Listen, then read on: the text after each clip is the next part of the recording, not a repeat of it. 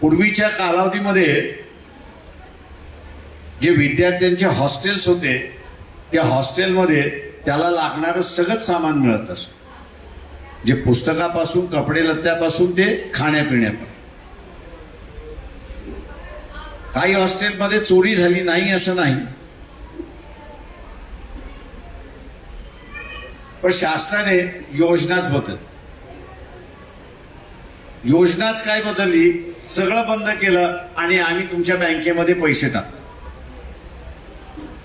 आम्ही तुमच्या बँकेमध्ये पैसे टाकतो. त्याला असं त्यांनी डीबीटी असं म्हटलं, डायरेक्ट बँक ट्रान्सफर. आता ज्यांना बँकमध्ये ट्रान्सफर करण्यात आलं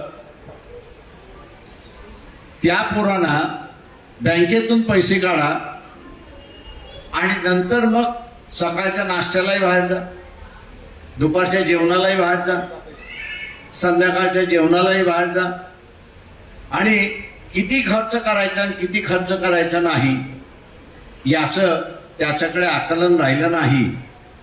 आणि म्हणून 10 दिवसात 15 दिवसात पैसे संपले की उरलेल्या दिवशी तो असणारा गावी निघून जायचा, अशी असणारी परिस्थिती. शासनाच्या ह्या धोरणामुळे 30% हॉस्टेलमधला विद्यार्थी यांनी शाळाच सोडली, कॉलेज सोडलं, अशी असणारी परिस्थिती.